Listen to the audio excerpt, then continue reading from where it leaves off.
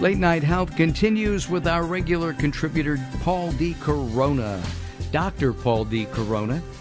He is the author of the Healing the Mind and Body Trilogy, the Doctor and Patient Guide.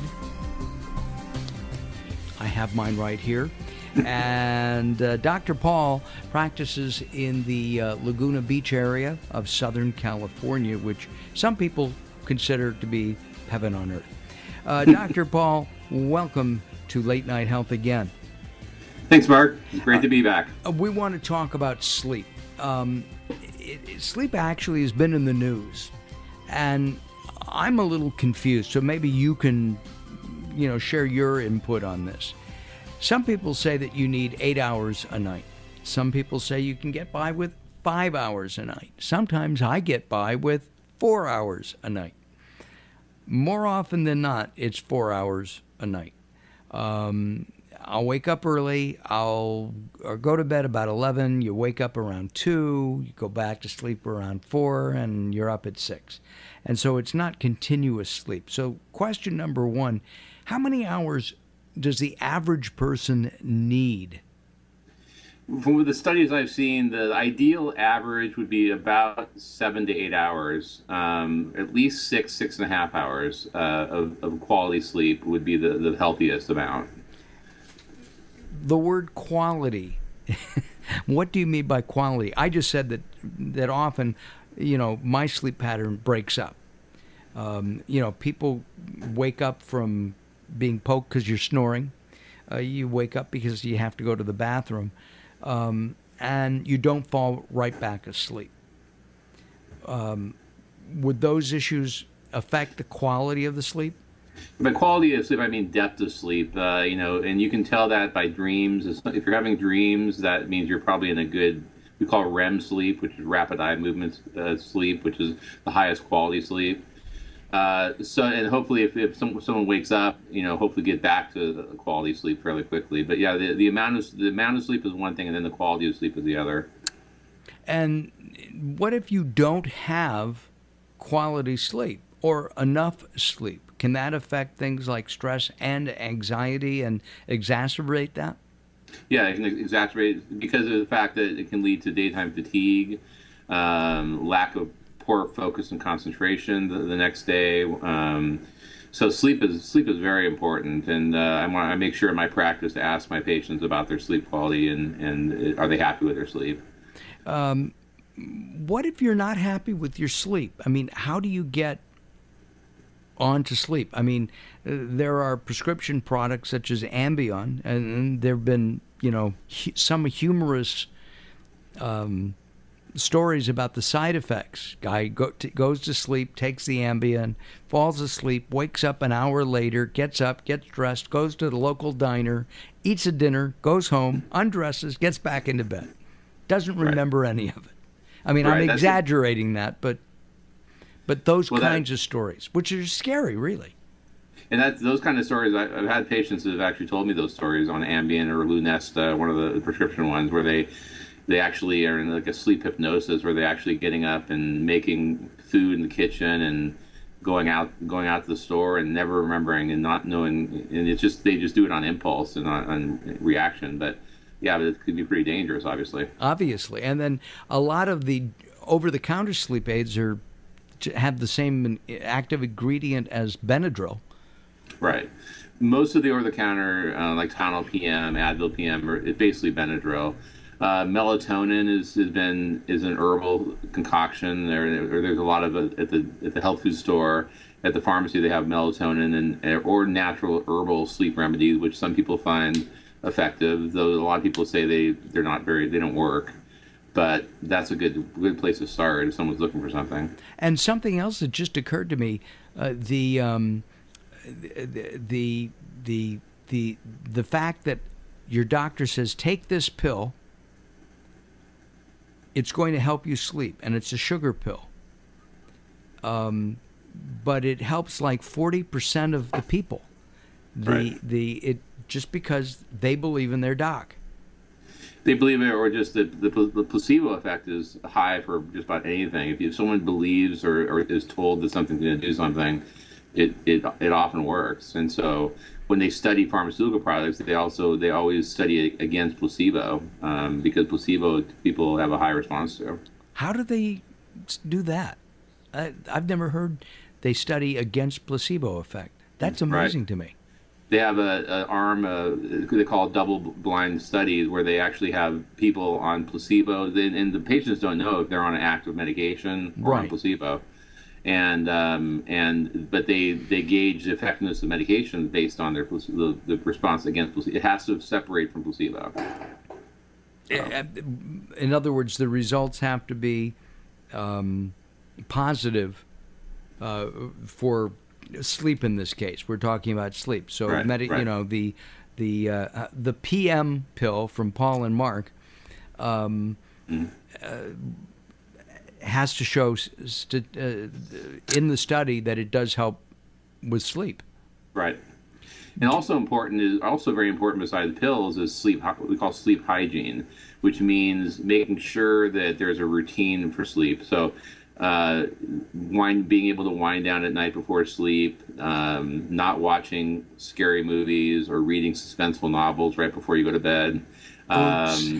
Keeping the ideally not watching TV right before going to bed, unless it's a very boring show. Having the room very dark and quiet. So there's a lot of things that people can do to make sure that their sleep hygiene is good. I recommend Game of Thrones. It's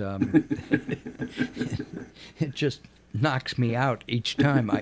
I don't know why. I very seldom fall asleep watching TV. I just don't. Game of Thrones does it just about every time. And then I have to watch it again and force myself to stay up so I can see how the story really isn't moving forward. Sorry, producers. Just my opinion.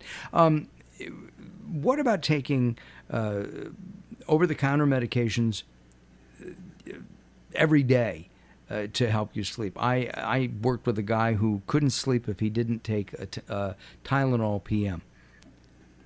Right, and people who take pills every night have probably most people have gone through chronic problems with sleep. And I mean, the ideal obviously is to be able to sleep without pills. I mean, that's what we would hope for. And that's why I work with patients to make sure that their stress level, their anxiety level is down, that they don't have any mood problems contributing to the sleep. And then if they are going to take something for sleep, something that's the gentlest as possible, and that doesn't cause side effects. Because the problem with some of the sleeping pills, the side effects you mentioned before, but also, there's a lot of we call cognitive side effects. Foggy brain, the next day not being able to think clearly about things. And with medications like Ambien, we've seen over time, studies have shown that long-term use of sleeping pills can lead to problems with memory and cognitive problems later in life. So we've got to be really careful with these pills. Our guest is Dr. Paul D. Corona, the author of Healing the Mind and Body. It's a trilogy. It's a doctor and patient guide. You can find out more information about that by going to latenighthealth.com, and you'll see Paul's face right there on our homepage, and it'll take you directly to his website so that you can see and learn more about his books, the trilogy, The Mind and Body. Do these medications put you into what you described as REM sleep? Some of them do. They can. So, but again, it depends on the person. It depends on the pill. But the best type of a sleeping pill is one that does produce really high quality sleep. And again, I use a lot of the times mood stabilizers, medications that people would take for really, like for depression, for anxiety. These, treating the mood can really help with the sleep quality. It could also some of them will knock you out anyway.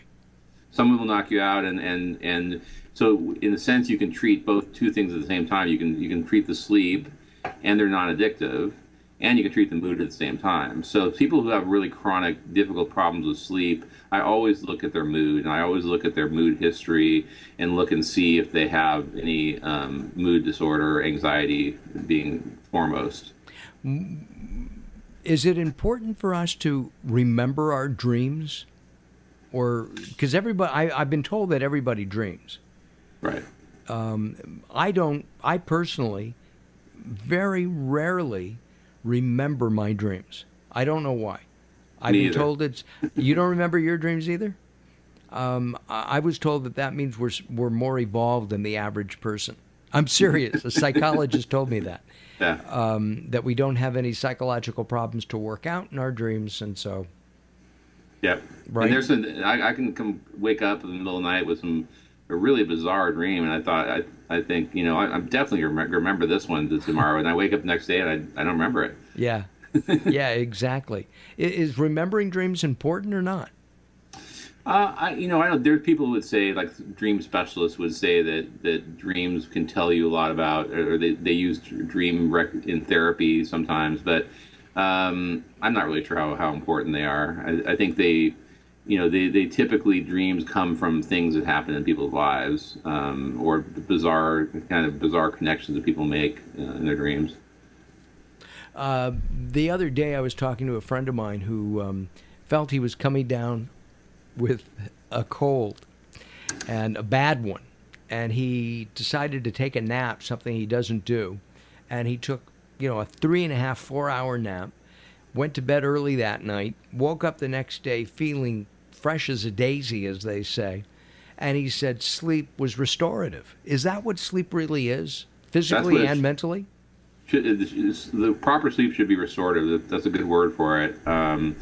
Where you feel ready for the day, and the ideal would be to sleep really well at night and not nap in the daytime, because the problem with napping in the daytime is that it can interfere with sleep at night.